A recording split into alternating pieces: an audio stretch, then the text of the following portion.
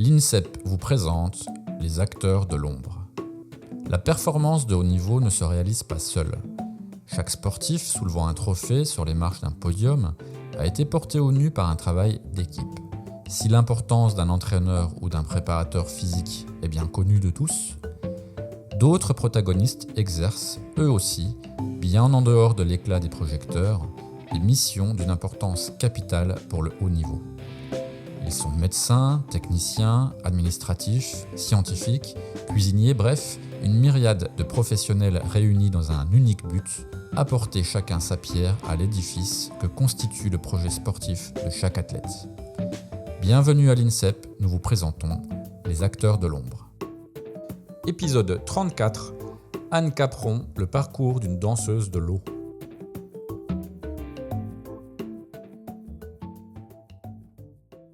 Chef de formation et formatrice à l'INSEP, Anne Capron a également à son actif une grande expérience en tant qu'entraîneur et athlète de haut niveau. J'ai le privilège de l'avoir au micro de ce podcast pour pouvoir lui poser quelques questions et faire un tour d'horizon de sa carrière et de sa vision de l'entraînement et de la formation. Anne, bonjour et bienvenue. Bonjour. Alors Anne, pour commencer, comme c'est la tradition dans ce podcast, j'ai une petite question personnelle à te poser. Comment le sport est entré dans ta vie et qu'est-ce qui t'a amené spécifiquement vers la natation synchro ? Alors, comment le sport est entré dans ma vie ? J'ai très jeune, à l'âge de 5 ans, je voulais faire soit de la natation, soit de la danse. Je ne savais pas trop bien nager et il se trouve que mon père a trouvé un club à proximité de mon domicile dans lequel il y avait de la natation synchronisée. À l'époque, ça s'appelait comme ça. Et donc, il m'a emmenée, puisque c'était la combinaison entre la natation et la danse. Et voilà, donc à 5 ans et demi, ça a été un peu la révélation de ma jeune vie. Et je suis tout de suite devenue passionnée par cette discipline. Voilà. Alors justement, qu'est-ce qui t'a plu dans cette discipline qui est très exigeante quand même physiquement ? Qu'est-ce qui m'a plu déjà, c'est l'eau. C'est l'eau et les figures, la gymnastique. Enfin, à l'époque, pour moi, c'était de la gymnastique dans l'eau, toutes les habiletés, les exercices qu'on faisait, et aussi la danse, c'est-à-dire la musique, le fait de faire des chorégraphies, de danser dans l'eau. Voilà, c'est vraiment la combinaison de la danse et de l'élément eau qui a fait que, pour moi, c'était vraiment une discipline parfaitement adaptée. Et donc, tu n'as pas fait d'autres sports avant ? Non, j'ai commencé direct par la natation synchronisée. Et en effet, c'est une discipline très exigeante dans laquelle on apprend évidemment la natation. Donc, j'ai fait... les entraînements, de toute façon, dans les entraînements, il y a toujours beaucoup de natation. Donc, j'ai appris à nager en même temps. En natation synchronisée, est-ce qu'il y a quelque chose qui change dans l'entraînement justement par rapport à d'autres sports ? Je pense au judo, au tennis. Oui, en effet, c'est une discipline où on doit en effet faire face à l'apnée. Et donc, ça s'apprend en effet jeune. Il n'y a pas d'entraînement, enfin moi en tout cas à l'époque et maintenant, il n'y a pas vraiment d'entraînement spécifique. C'est vraiment la nature de la discipline qui fait qu'on pratique cette dimension de l'apnée. Apnée en effort très intense même. Donc moi c'est quelque chose que j'ai appris jeune, comme toutes les jeunes nageurs et nageuses synchro. Voilà, ça fait partie inhérente de la discipline. Alors, de fil en aiguille, tu es passé au haut niveau. Comment s'est faite cette transition ? Est-ce que c'était quelque chose de progressif ou il y a eu une révélation à un moment donné ? Alors non, moi ça s'est fait de manière progressive, puisque à l'époque c'était quand même une discipline. Moi j'ai commencé dans les années 76-77. C'était une petite discipline, mais il y avait quand même pas mal de clubs. Il y a une grosse culture quand même de la natation synchronisée en France, mais c'est quand même une discipline un peu, on va dire, marginale, entre guillemets. Et donc moi j'ai eu la chance d'être championne de France dans toutes les catégories, donc de la catégorie poussine à la catégorie senior. Et donc, j'ai tout de suite eu le goût de gagner les compétitions. Donc vraiment, le côté compétition était quelque chose, ça ne me faisait pas peur du tout, hein. C'était vraiment un jeu. Et j'avais envie de... Alors, c'est pas parce qu'on a envie de gagner qu'on gagne, hein, évidemment, mais en tout cas, moi, j'avais le goût de ça. Et en plus de ça, j'avais énormément de joie à pratiquer cette discipline et voilà, j'ai progressé. Et donc, j'ai eu ma première sélection en équipe de France, j'avais 9 ans. C'était très dur d'ailleurs, le stage, vraiment très, très difficile. J'en ai vraiment un souvenir où le sens de l'effort, c'était vraiment difficile pour moi. Et après, j'ai progressé, équipe de France junior, équipe de France senior et Jeux olympiques. Alors justement, venons aux Jeux olympiques. Tu as participé aux Jeux olympiques en tant qu'athlète en 1988 et 1992. Cette participation, qu'est-ce que ça représente pour un athlète ? Moi, ça s'inscrit dans une continuité. C'était pas un objectif que j'avais quand j'étais plus jeune, hein. D'abord parce que les Jeux olympiques étaient pas... la natation synchronisée n'était pas aux Jeux olympiques. Donc ça, on va dire que l'occasion s'est présentée et évidemment que j'ai aspiré à y aller. Donc qu'est-ce que ça représente ? Je savais, bien sûr, déjà la préparation olympique en elle-même a été très très... c'était difficile parce que mes premiers Jeux olympiques c'était à Séoul, donc c'était au mois d'octobre, ce qui fait que ça fait une saison très très longue. En natation synchronisée, on a énormément d'heures d'entraînement, beaucoup d'heures dans l'eau. Donc moi j'ai des souvenirs quand même où tout l'été, à 8h du matin, dans l'eau, pendant des heures. On avait les figures imposées, donc c'est un entraînement très long aussi, à l'époque. Donc moi, la préparation olympique de Séoul, je m'en souviens vraiment, c'était vraiment difficile. Et après, les Jeux en eux-mêmes, ça a été la récompense, hein, puisque tout est nouveau. Déjà, c'était en Corée, c'est un moment où la Corée s'ouvrait un peu sur le monde. Donc c'était vraiment très fascinant de découvrir ce pays et puis de découvrir le village, les athlètes, l'ambiance, on va dire, des Jeux olympiques. Et puis la compétition, c'est une compétition comme une autre, mais qui se fait dans un contexte extraordinaire. Voilà, donc ça a été une expérience extraordinaire dans ce rassemblement de sportifs, de sportives. Je ne saurais pas comment le décrire, mais en tout cas, oui, ça a été un événement marquant dans ma vie, auquel je n'avais aucune idée de ce que c'était, voilà, la première fois. Alors, avec le recul, quand tu étais athlète de haut niveau, est-ce que tu étais déjà attentive à la manière dont tu étais entraînée et à la relation avec tes entraîneurs ? J'étais attentive sur certaines choses. J'étais attentive sur... oui, peut-être... alors, pas tout de suite. Hein, peut-être quand j'étais plus âgée, à partir de mes... peut-être 18 ans. Avant, je me laissais faire par les entraîneurs. C'est-à-dire, elles me disaient quelque chose, j'essayais de le faire... J'avais pas forcément d'esprit critique, hein. À partir de 18 ans, oui, j'avais des choses à... Je pensais au niveau des chorégraphies, j'avais des idées. Au niveau de la façon d'organiser ou les apprentissages, j'avais aussi des idées. Donc, soit j'en faisais part, soit je gardais mes pensées que je partageais avec mes coéquipières ou que je gardais pour moi-même. Voilà. Justement, est-ce que tu identifiais déjà à l'époque des choses dans l'encadrement ou dans la relation entre l'entraîneur et les athlètes, par exemple, qui t'ont marqué ensuite, soit positivement, soit négativement, et qui ont façonné ta propre méthode d'entraînement ensuite ? Oui, moi j'ai eu la chance d'avoir des très bons pédagogues.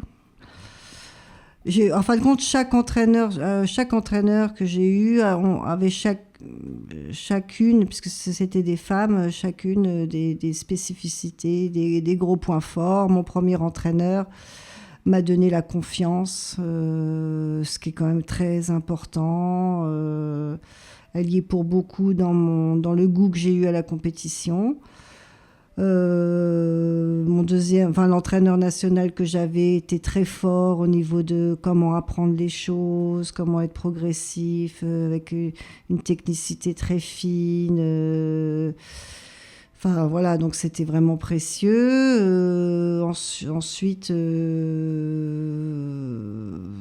voilà, donc il y en a une qui était très forte en chorégraphie, une autre qui avait une combinaison de tout ça, plus la stratégie de compétition. Donc moi, j'ai quand même beaucoup appris, c'est ce que je retiens.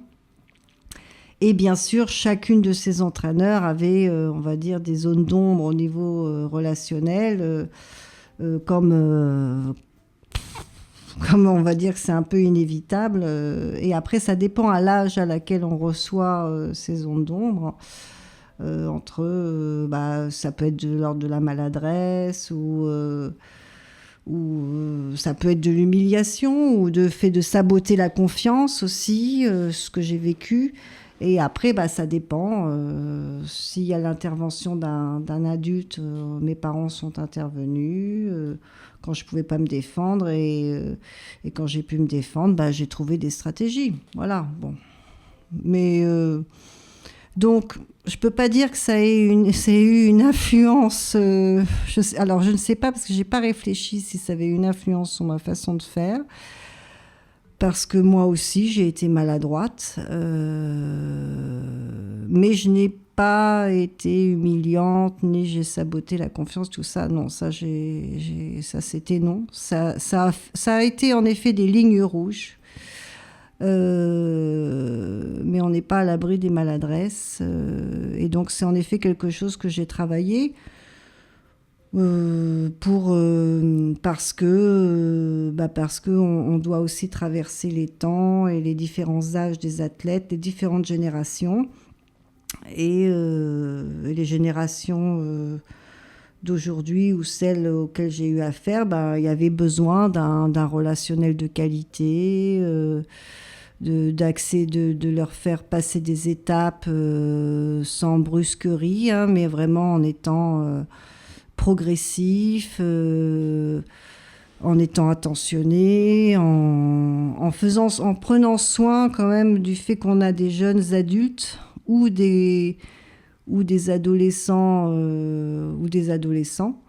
et qu'on a une responsabilité aussi d'éducateur. Même si je suis j'ai été entraîneur, je ne le suis plus, j'ai été entraîneur de haut niveau, j'étais avant tout une éducatrice et j'avais quand même bien ça en tête. Alors, moi, mes deux parents étaient éducateurs, donc forcément, j'avais quand même aussi des bases. Alors, c'est intéressant parce que tu as empiété un peu sur ma question suivante, mais tu pourras peut-être aller un petit peu plus loin. Moi, j'ai pu comprendre au détour d'une interview que tu avais donnée dans INSEP Le Mag, qu'à l'époque, et notamment pendant tes débuts, tu étais dans une logique très très engagée, très exigeante pour tes athlètes et pour toi-même. Comment tu définirais le type d'entraîneur que tu étais à cette époque-là ? J'étais un entraîneur qui m'intéressait beaucoup aux athlètes. Donc j'ai échangé beaucoup avec elles. Et j'étais aussi très exigeante. Parce que certainement j'avais été athlète de haut niveau et que j'avais accédé à des sensations très fines, à des degrés d'engagement très forts. Et donc, j'avais ça en tête. Donc ça, c'est pas le problème, ça. Le problème, c'est comment est-ce que l'athlète va pouvoir accéder à son propre chemin d'engagement, dans l'effort, d'aller chercher vraiment pas une perfection, mais une amélioration constante de ses gestes, à son rythme et en prenant en compte ses chemins. Voilà, et c'est ce passage-là. Il ne faut pas remettre en compte l'exigence, mais c'est comment est-ce qu'on va développer une souplesse pour pouvoir créer les conditions relationnelles auprès de l'athlète pour qu'il puisse y aller, voilà, tout simplement. Alors, tu as, en tant qu'entraîneur, couvert 3 Olympiades. comme entraîneur national. On parlait des jeux un peu plus tôt. En quoi la perception des jeux change quand on est de l'autre côté de la barrière ? Alors quand on est de l'autre côté de la barrière, en effet, c'est pas tout à fait pareil. La perception des jeux change pas forcément, hein, c'est toujours aussi chouette à vivre. Il y a peut-être plus de précautions. On a un autre rôle, donc on doit vraiment gérer tout un tas de paramètres entre l'équipe, voilà, le village. Comment faire en sorte qu'on reste concentré. Voilà, il y a tout un tas de paramètres à prendre en compte, mais ça se prépare en amont. Donc on n'arrive pas au village et on découvre comment ça se passe. C'est une préparation qui est vraiment bien ficelée avant. Mais bon, c'est quand même... moi, je me souviens, en tout cas, les Jeux Olympiques de Sydney, où il y avait l'équipe et le duo. Donc là, j'avoue que c'était vraiment, en plus en finissant les Jeux, c'est sportif hein, de faire en sorte, en tout cas, de concevoir les plannings pour que tout le monde reste bien concentré jusqu'au bout. Et de faire la meilleure performance possible, évidemment, puisque l'entraînement est là derrière depuis des années, hein, mais il faut concrétiser à un moment précis. Donc, avec justement tous les paramètres qu'il y a aux Jeux Olympiques, c'est quand même très engageant. Justement, dans ce même entretien, tu parlais d'une forme d'épuisement après ces 3 Olympiades. Est-ce qu'il y a des responsabilités et des pressions en fait, qu'on sous-estime dans le rôle d'entraîneur de haut niveau ? Oh oui, non, là, vraiment, oui, j'ai vraiment fini.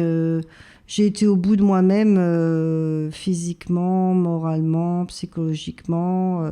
Ça s'est cumulé avec ma carrière d'athlète où j'avais déjà été au bout de moi-même. Alors, quand en plus on enchaîne avec le fait d'être entraîneur national et dans la vie tout court, je ne le recommande pas. on va au-delà. Enfin, pour moi, ça a vraiment généré un épuisement général. Donc ça, c'est quand même pas tout à fait normal. Alors, la pression, moi, j'ai eu la chance d'être bien accompagnée avec des directeurs techniques nationaux qui étaient très soutenants.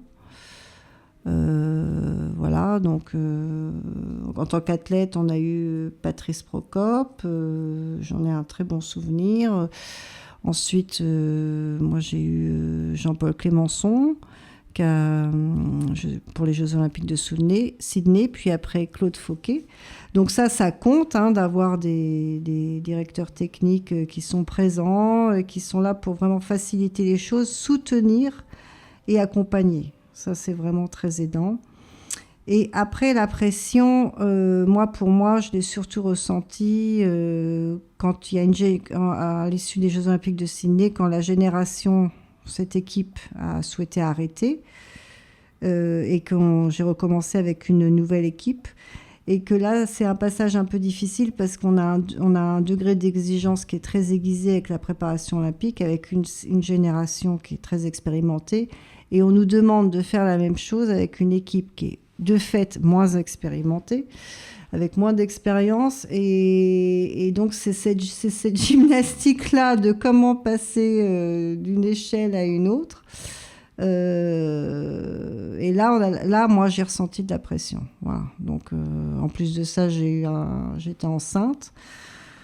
Donc c'était vraiment pas des conditions. Je pense qu'il y a une attention particulière pour les entraîneurs à l'issue des Jeux Olympiques, de n'importe quelle Olympiade. Il y a une période où il faudrait les mettre au vert ou qu'ils fassent autre chose pour qu'ils puissent se régénérer, se ressourcer, parce que c'est là où, avec cette fatigue, on le paye à un moment donné. Voilà. Mais justement, entre l'athlète et l'entraîneur, finalement, lequel souffre plus ? Parce que Tu as parlé aussi du rapport à la souffrance pour la performance. Oui. Lequel souffre plus, je peux pas dire qu'un entraîneur souffre physiquement. En tout cas, il fait plus les mêmes efforts que l'athlète. Je sais pas si c'est de la souffrance. En tout cas, si ça l'est, c'est une souffrance choisie. Moi, je sais pas. J'ai parlé de la souffrance physique peut-être quand j'étais athlète, mais j'ai pas l'impression d'avoir souffert en tant qu'entraîneur. Par contre, d'aller au bout de soi-même, oui, ça je l'ai ressenti. Et donc, aller au bout de soi-même sans avoir de phase de récupération, c'est là où il y a un problème. Mais si on a des phases de récupération, on peut enchaîner. Mais sans phase de récupération, on peut pas. Tu as parlé aussi d'un basculement à un moment donné de ta carrière d'entraîneur, du dire vers le questionner. Alors, qu'est-ce que ça veut dire concrètement ? Et qu'est-ce aussi qu'un autre terme que j'ai pu voir utiliser, entraîneur accompagnatrice ? Oui, du dire vers le questionner, c'est-à-dire que là, je m'adresse à un public expert, c'est-à-dire des athlètes. Je précise quand même le cadre dans lequel ça s'inscrit, c'est-à-dire ça s'inscrit pour des athlètes de niveau senior qui préparent les compétitions internationales, où l'idée clé, c'est d'aider à agir et penser, enfin en tout cas de faciliter, de créer les conditions pour que les athlètes agissent et pensent par eux-mêmes. Donc, plutôt que d'être prescriptif et de détenir l'expertise et l'autorité, il faut au contraire questionner pour donner le pouvoir d'aller chercher par soi-même et de trouver ses réponses par soi-même. Donc forcément, on arrête de dire et on questionne plus. Oui, c'est une forme de maïotique. Une forme de maïotique, oui. C'est une pratique éducative. Non, ça fait partie des techniques, le questionnement. Tous ceux qui sont dans l'éducation, que ce soit l'éducation nationale ou des formateurs ou des éducateurs sportifs ou des entraîneurs, ils ont affaire au questionnement. Mais c'est sûr que c'est plus intéressant quand un athlète réussit quelque chose, de le questionner, de savoir le questionner. Qu'est-ce qui s'est passé? Qu'est-ce qu'il a ressenti? Et de faire tout un travail de relation pour qu'il accède à des sensations, qu'il identifie ce qu'il sait faire, qu'il identifie son chemin, c'est plus intéressant, et parce que ça va vraiment ça va générer quelque chose de beaucoup plus pérenne et de solide. Alors, tu as insisté aussi sur la notion de posture positive, donc une posture mentale, un état d'esprit. Pourquoi, selon toi, c'est tellement central dans la performance ? Tu as même dit que tu n'es compétente que lorsque tu es joyeuse. Oui, ça c'était quand j'étais entraîneur. Oui, alors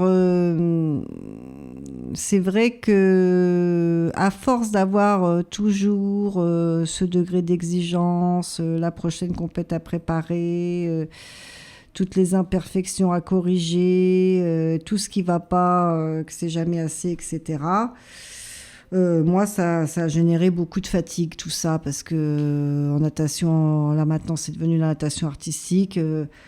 C'est très ingrat, on travaille sur la synchronisation, on a beaucoup de difficultés à réaliser, et donc il y a plein de choses que l'on voit qui sont complètement imparfaites, pas ensemble, etc. Donc j'ai vraiment dû changer ma façon de voir les choses, d'abord en m'appuyant sur un principe en pédagogie et en principe des apprentissages, c'est-à-dire de d'abord observer qu'est-ce qui marche. Qu'est-ce qui est performant, qu'est-ce qui a été réussi, qu'est-ce que l'athlète avait réussi à produire de performant ou d'efficace, et de commencer par ça, de commencer par témoigner. Déjà, ça renforce la confiance. Donc pour moi, il y avait quand même une intention derrière, c'est-à-dire que mon objectif en tant qu'entraîneur, c'est que les athlètes arrivent en compétition en confiance, c'est-à-dire en confiance en eux-mêmes, d'abord, parce que c'est quand même très important. Et ça, je sais que ça renforce la confiance. Et en plus de ça, ça permet d'être dans une certaine boucle dans l'entraînement. On commence par des choses qui fonctionnent. Et après, je questionnais pour les autres choses que j'observais. En tout cas, à la fin, quand j'entraînais, j'ai laissé beaucoup de place aux questions. Et j'avais bien sûr des prescriptions, mais ce qu'on appelle des prescriptions, c'est soit des consignes, soit des retours, etc. Mais c'était dans des faibles proportions. À la fin de ma carrière d'entraîneur, je précise. Alors aujourd'hui, on parle beaucoup d'accompagnement, d'individualisation de la relation, etc. Est-ce que tu penses que le métier d'entraîneur a beaucoup changé ces 10 dernières années ? Dans les observations qu'on peut faire sur le terrain, oui, il y a beaucoup plus d'individualisation. Je pense que ça, le message est bien passé et c'est heureux. Après, dans les formes que peuvent avoir les entraîneurs dans leur relationnel, c'est très variable. Ça dépend vraiment des personnalités et on a encore des progrès à faire. Faut qu'on garde... on est loin d'être trop dans le questionnement. Voilà, on en est encore très loin. On a de la marge encore. On peut s'autoriser à y aller. Alors justement, qu'est-ce qui fait, selon toi, un bon entraîneur aujourd'hui ? Ça serait quoi l'entraîneur modèle ? L'entraîneur modèle, c'est celui qui est respectueux, qui accorde de la valeur à chacun des athlètes. Qui est vraiment respectueux, qui donne confiance, qui encourage, qui fait réfléchir, qui fait trouver par soi-même. Qui a quelqu'un qui sait bien gérer les collectifs, qui sait bien gérer les conflits,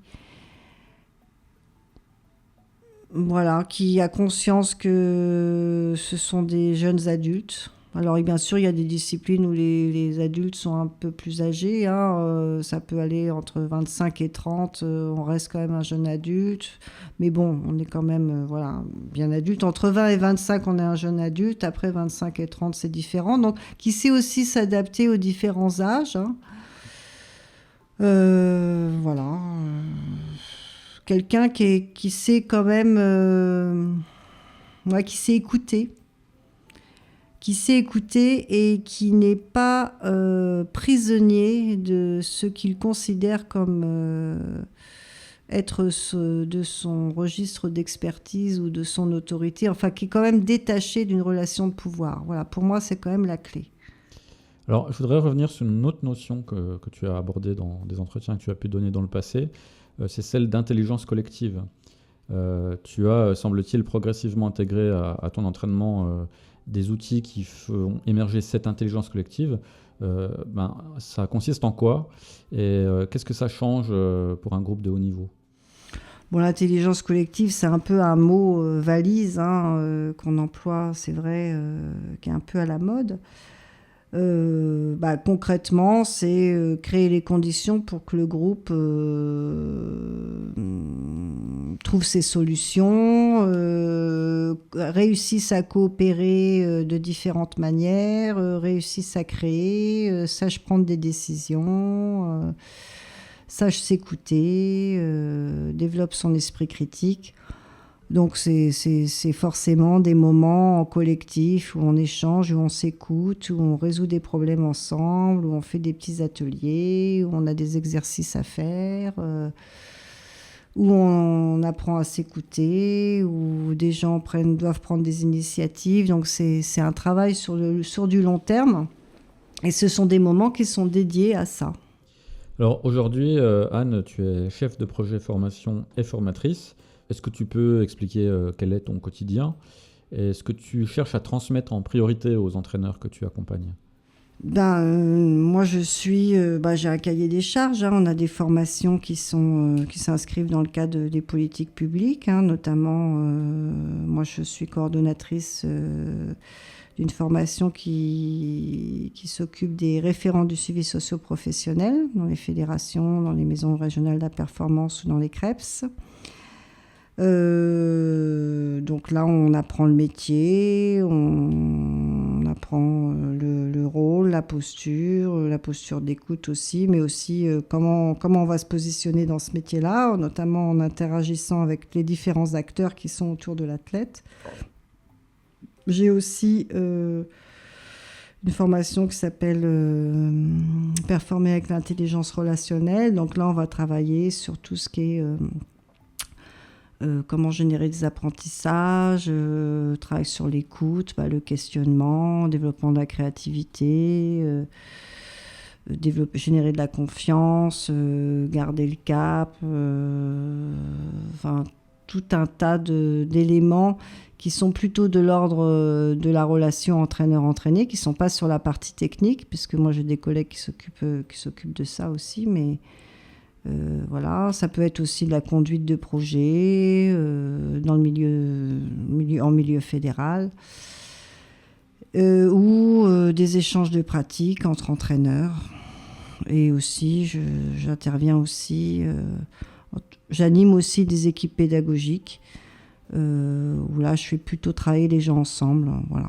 Est-ce qu'il t'arrive parfois de tenter de faire évoluer des entraîneurs qui sont parfois très installés dans leurs habitudes, donc pour faire référence à ce dont nous parlions un peu avant, sur des entraîneurs par exemple qui ont des méthodes très verticales? Oui, c'est pas le plus facile. Oui, ça m'arrive, oui. Après, je dis pas que en tout cas, je contribue à faire identifier, c'est surtout des systèmes de représentation, parce qu'un entraîneur qui est très vertical, il a son histoire, il a sa culture de la discipline dans laquelle il est, il a eu son propre parcours aussi, donc il faut aussi comprendre un peu tout ce chemin-là. Et puis définir les lignes rouges, parce qu'aujourd'hui, y a des lignes rouges où on ne peut plus, il y a des choses qu'on ne peut plus faire, parce qu'il y a quand même, il y a des abus, des abus relationnels, des choses qui ne génèrent pas du tout de confiance, mais qui sont qui peuvent générer c'est une forme de maltraitance des fois, qui peut être observée à l'entraînement. Donc il faut quand même définir ce que c'est qu'une maltraitance. Et puis si on peut aider, c'est compliqué quand on est installé dans des habitudes, donc j'ai pas vraiment de solution. Mais en tout cas, moi, les entraîneurs qui sont en formation sont des entraîneurs qui ont en tout cas cette ouverture et qui ont envie d'avancer. Donc, généralement, ça se passe. Très bien, merci Anne pour ton témoignage. C'était très intéressant. Et puis, peut-être à bientôt. Eh bien, merci beaucoup pour le temps consacré.